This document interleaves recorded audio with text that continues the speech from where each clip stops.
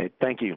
Obviously, we're coming off a tough loss here on Saturday against a very good Kentucky team, and I thought our guys played extremely hard and competed, but I thought Kentucky played great, and in particular the Harrison twins. Going back to look at it, their performance was outstanding.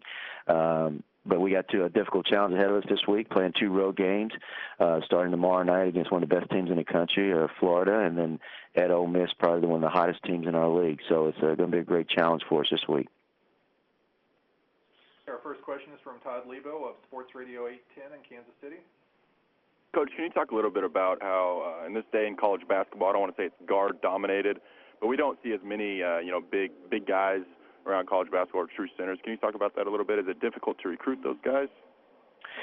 Well, there are not a lot of them, but low post scorers with the guys scoring with their back behind to the basket. So I think the game has become, obviously skilled guys, are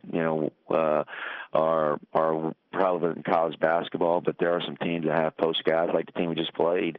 At least those guys can affect the game a lot of different ways with their length, and Collie Stein and Dakari Johnson. But, there's some out there. There's just not a lot of them.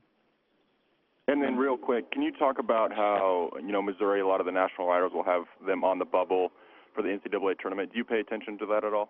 I have not. I have not paid attention to it. I know we've got some opportunities in our conference to continue to improve our resume. We just got to take care of business and do what we need to do to get ourselves a chance to have our name called out on that Sunday. Thanks, Coach. Thank you.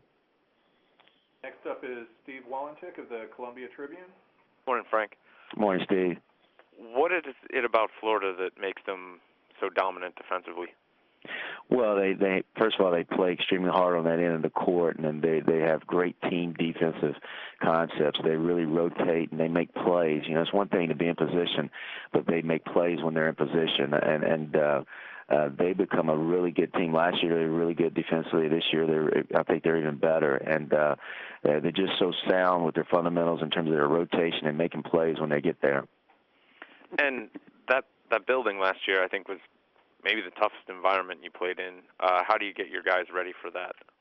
Well, we know last year, based on how difficult it was for us to go in there, and they smacked us around pretty good, and we didn't have a really good performance. So we just got to go in. I think we played some games on the road that year.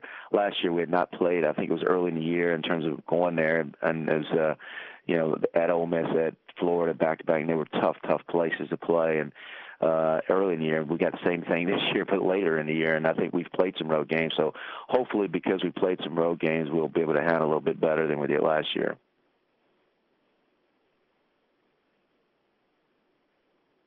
Next question is from Todd Palmer of the Kansas City Star.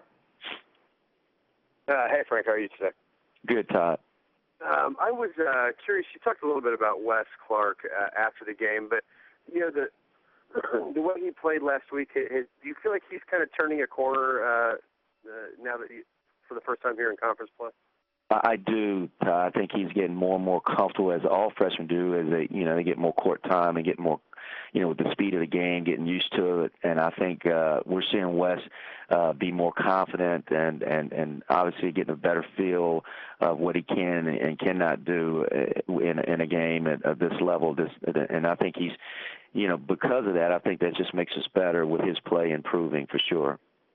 And what makes Florida's defense so tough to match up with? And I mean, how do you think do you think they're better equipped than most teams to deal with Jabari and Jordan?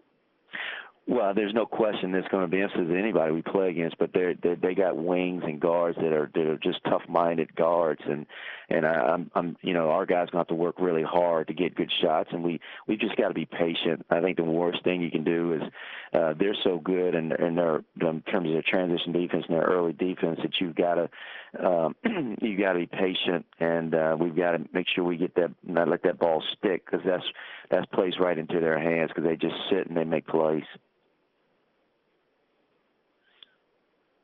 Next question is from Bob Holt of the Arkansas Democrat-Gazette. Hey, Coach, how you doing?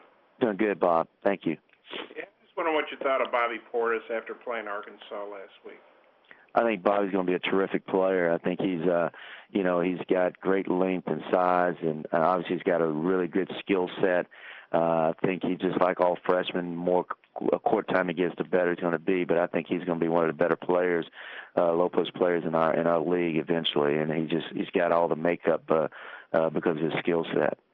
And on Moses Kingsley, he hadn't played as much, and he didn't play a lot of minutes against you. And Mike's talking about playing them more together. Based on maybe what you saw of Kingsley in the game and film or whatever leading up, what's your take on how those guys might be as a tandem as they get older and, moving forward this season? Well, I think they're going to be tough because Kingsley's got good size, and I think Portis has good skill set, so you can probably play them together, because of Portis' skill set, being able to, shoot the ball a little bit from the basket. But Kingsley gets his hands on a lot of balls. He plays really hard and has really good size.